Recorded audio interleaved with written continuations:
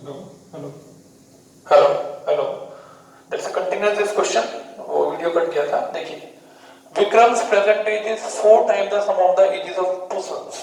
तो सबसे पहले क्या लिखेंगे? Let present age of Vikram equals x years and present age of sum of two sons equals y years। ये देखिए, दो बच्चों की एजेस को मिलाकर y लेना है, जैसे हमने पिछले क्वेश्चन में भी किया था। ऐसे ही विक्रम की प्रेजेंट एज को x। आइए केस फर्स्ट पढ़ते हैं क्या लिखा हुआ है। ध्यान से पढ़ते हैं केस फर्स्ट को क्या लिखा हुआ है। लिखा है Vikram's age is 4 times Vikram's age. बताइए प्रेजेंट ऑफ एज विक्रम कितनी है? x। इज माने इक्वल 4 टाइम्स 4 इनटू किसका 4 times? The sum of ages of two children. और sum of ages of two children हमने क्या मान रखा है? y। ये हमारी फर्स्ट इक्वेशन हो गई। जल्दबाजी में बच्चे क्या गलती करते हैं? 4 की इधर मल्टीप्लाई कर देंगे, जबकि 4 टाइम्स इज के बाद लिखा हुआ है। तो is 4 times the sum of the ages of two children. आगे चलते हैं। 6 years hence के सेकंड 6 years hence। बच्चे hence को समझते हैं अगो, जबकि hence माने होता है आफ्टर। जैसे हमने पिछले क्वेश्चन में वर्ड यूज किया था 10 years later या आफ्टर, या तो आफ्टर का ही सिनोनियम शब्द क्या है? hence। तो आज से 6 साल बाद 6 years hence। तो बताइए विक्रम्स एज, हिज माने विक्रम। तो बताइए आज अगर विक्रम x years का है तो 6 साल बाद कितना होगा? x plus 6 will be. देखो इंग्लिश में वर्ड आया विल बी डबल 2। किसका double? Sum of the ages of two children. अब बताइए अगर एक बच्चे में 6 साल बढ़ेंगे तो दो बच्चों में कितने साल बढ़ जाएंगे? 12 इयर्स। बच्चे यहाँ 6 लिख के गलती कर देते हैं, जबकि यहाँ पर क्या आएगा? y plus 12। जरा 2 के अंदर मल्टीप्लाई करते हैं।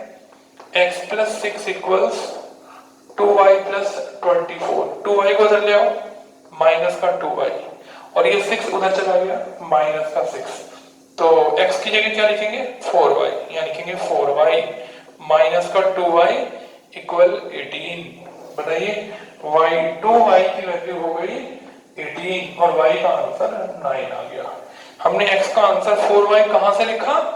फ्रॉम इक्वेशन नंबर 1 से लिखा। ये देखिए, ठीक है। अब मैं y के इस आंसर को फर्स्ट इक्वेशन में पुट कर रहा हूं। मैं यहां लिख रहा हूं पुट इन इक्वेशन नंबर 1। तो x की वैल्यू हो गई 4 इंटू 9। x का आंसर आ गया 36। So present age of Vikram 36 years. ये आपका आंसर हो गया, ठीक है। आया समझ में? 6 साल बाद दो बच्चे हैं तो 12 प्लस करेंगे, 3 बच्चे होते 18 प्लस करते, 4 बच्चे होते 24 प्लस करते, 5 बच्चे होते 30 प्लस करते। ये गलतियां बच्चों से बहुत होती है। दूसरी गलती होती है कि 4 टाइम्स इधर की बजाय इधर कर देते हैं, जबकि इज 4 टाइम्स, इज का मतलब इक्वल, उसके बाद 4 टाइम्स। ठीक है, तो ये दो आपकी शीट की प्रॉब्लम थी जिसको हमने डिस्कस किया। अभी हम लोग 3.7 एक्सरसाइज चल रही है हमारी, और हम लोग आज आपसे 3.7 का क्वेश्चन नंबर 2 डिस्कस करने वाले हैं। देखिए 3.7 exercise page number 68 question number 2। आइए पहले ध्यान से लैंग्वेज को पढ़ते हैं। One says, "Give me 100 francs, I shall become twice the money as rich you." Other reply, "If you give me 10, then I shall be 6 times the money as rich you." अभी थोड़ा अच्छे से समझ में नहीं आ रहा, थोड़ा रुक के पढ़ते हैं। One says, "Give me 100 francs, I shall become twice the money as rich you." Question पढ़ने से लग रहा है कि दो फ्रेंड्स, एक कह रहा है दूसरे को तुम मुझे 100 रुपए दे दो तो मैं तुम्हारे बचे हुए अमाउंट का डबल हो जाऊंगा। अब हमें यही नहीं पता कि दोनों फ्रेंड्स के पास पैसे कितने हैं।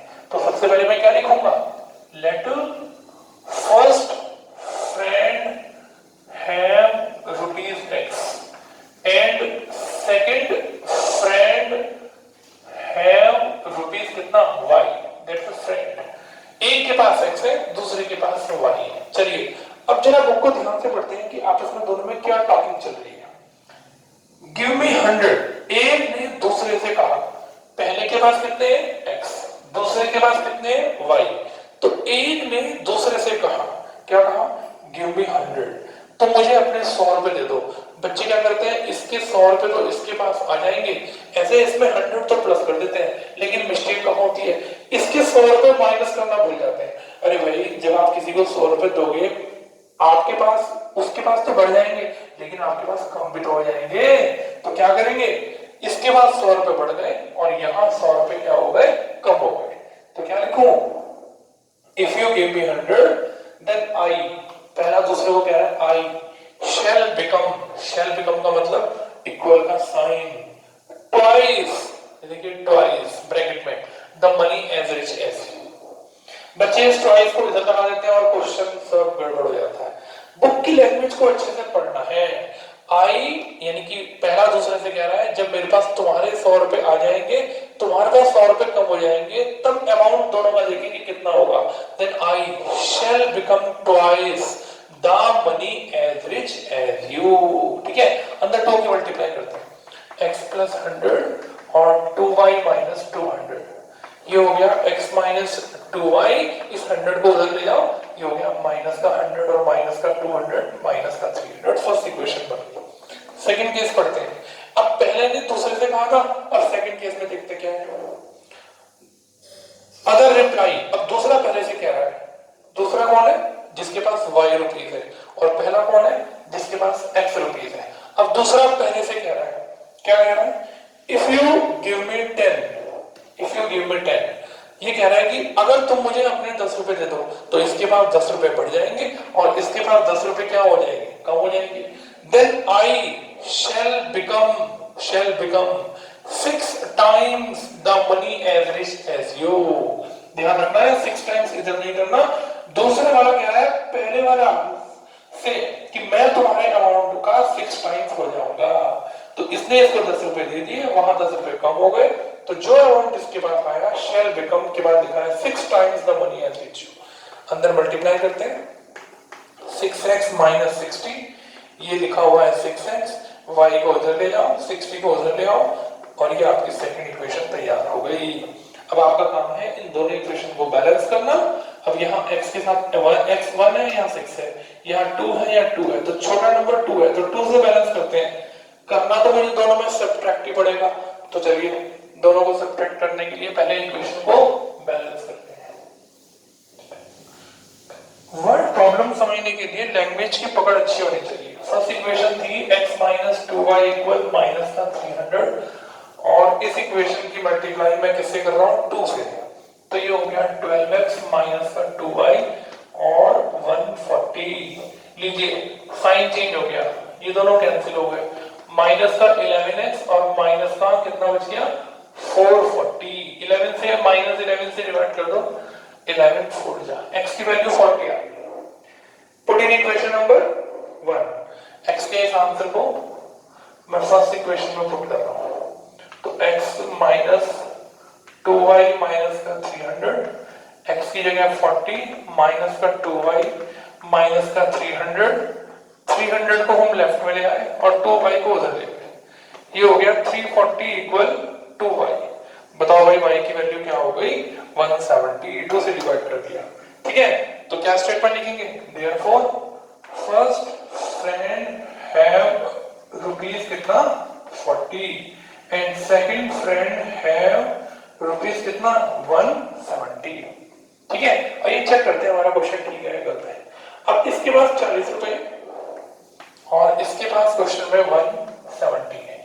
अगर ये इसको 100 रुपए दे देगा तो इसके पास 140 हो जाएंगे और इसके पास 70 रह जाएंगे। तो बताइए 140 70 का डबल है, यानी कि 70 का जब डबल करेंगे तभी तो 140 आएगा। देख लीजिए, आपने कहा था कि the money as rich as you, twice the money left with you. देखिए इसके पास 100 रुपए बढ़ गए, इसके पास 100 रुपए कम हो गए, तो इसका अमाउंट इसके अमाउंट का डबल हो गया। ठीक है, तो क्वेश्चन चेक हो सकता है, पीछे से आंसर भी देखना पड़ता है। आइए एक और क्वेश्चन करते हैं इस एक्सरसाइज का, जिससे हमारा क्वेश्चन और बढ़िया हो जाए। ऐसे जरूरी नहीं है कि इस तरह से ही मनी शिफ्टिंग हो, एग्जाम के अंदर क्वेश्चन ऐसे भी आ चुका है। क्लासरूम से बच्चों को शिफ्ट किया जा सकता है कि अगर एक रूम से दूसरे रूम में एक्स्ट्रा क्वेश्चन हम आपको देंगे तब कराएंगे। अभी हम लोग इसी एक्सरसाइज का 5th क्वेश्चन कर रहे हैं। In triangle ABC angle C thrice of angle B twice of angle A plus angle B. एक ही रिलेशन दे रखा है क्वेश्चन में, ट्राइंगल की तीनों एंगल का एक रिलेशन दे रखा है कि एंगल सी बी का ट्रिपल है और इन दोनों का जो आंसर है वही आंसर ए और बी के सब का डबल है। ठीक है, तो हम इसको और आसान मेथड से करते हैं, जरूरी है कि टू वेरिएबल से करना, आसान मेथड से करते हैं। ये तीन रिलेशन आपस में इक्वल है, तो मैं इन तीनों के इक्वल रिजल्ट को थोड़ी देर के लिए एक्स लेट कर देता हूं। भाई अगर ये तीन आपस में इक्वल होंगे तो इन तीनों का आंसर किसी ना किसी के तो इक्वल होगा, तो मैंने उन तीनों के रिजल्ट को क्या ले लिया थोड़ी देर के लिए, एक्स ले लिया। ठीक है, अब देखिए देयरफॉर बताइए एंगल सी ये भी एक्स के equal, thrice of angle B ये भी एक्स के इक्वल, और twice of angle A plus angle B ये भी किसके इक्वल, एक्स के इक्वल। भाई जब तीनों रिलेशन आपस में इक्वल है तो इन तीनों का आंसर मैंने एक्स मान लिया, तो तीनों को अलग अलग एक्स के इक्वल रख दिया।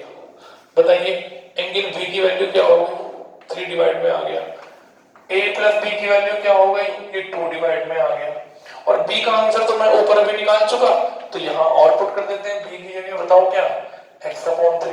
ठीक है, इस x/3 को उधर ले गए, x/2 माइनस x/3, हमने इसका यहां पर एलसीएम ले लिया, 3x माइनस 2x, बताओ क्या बच गया, x/6 बच गया। ठीक, तो अब मैं ए भी निकाल चुका, बी भी और सी भी, इस समय मेरे पास तीनों आंसर रिलेशन की बजाय इंडिविजुअल आ गए, और ये सब रिलेशन ट्राइंगल में दिया हुआ है।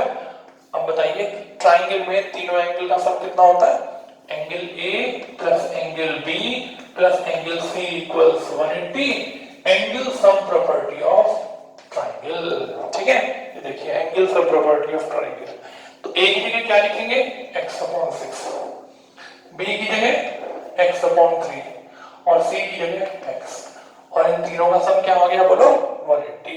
देखो एंगल सम प्रॉपर्टी, आइए तीनों का एलसीएम ले लेते हैं, तीनों का एलसीएम आ गया 6, ये हो गया x प्लस 2x प्लस 1 6 है 6x, ये हो गया 9x, 6 की हमने क्रॉस मल्टीप्लाई कर दी, x की वैल्यू निकालने के लिए मैं 9 को डिवाइड में ले गया, और ये आंसर हो गया, x की वैल्यू कितनी हो गई बोलो, 120। देखिए अब मेरे पास x का इंडिविजुअल आंसर आ गया। अब मुझे ट्रायंगल के तीनों एंगल निकालने हैं। सबसे पहले एंगल a की वैल्यू 120/6 कितना, 20। एंगल b का आंसर बताइए कितना था, x/3, 120/3, 40 आंसर हो गया। एंगल c की वैल्यू कितनी थी, x, और x का आंसर हम क्या निकाल चुके, 120। जरा इन तीनों को प्लस करके देखना, 120 प्लस 40 160, 160 प्लस 20 180। ट्रायंगल के तीनों एंगल का सम 180 होता है। तीनों के आंसर को x मान लिया। देखिए अलग अलग लिखा, अलग अलग, ये देखो अलग अलग लिखा, ठीक है, उसको उधर ले आके माइनस कर दिया। जब तीन एंगल आ गए तो तीनों का सम 180 किया एंगल सम प्रॉपर्टी से, और सॉल्व करने के बाद हमारे पास x, a b c तीनों का आंसर आ गया। आप इतना कंप्लीट कीजिए, वर्ड प्रॉब्लम अच्छे से पढ़िए, और जो हमने आपको शीट में क्वेश्चन दिए थे उसकी प्रॉब्लम हमने आपको बताई, जिससे ये सब क्वेश्चन हमें अच्छे से क्लियर हो सके। आप इतना काम करिए, फिर कोई प्रॉब्लम होगी तो डिस्कस करेंगे, और नेक्स्ट वीडियो में हम लोग चैप्टर 3 की वर्ड प्रॉब्लम को आगे कंटिन्यूस करेंगे। Thank you very much.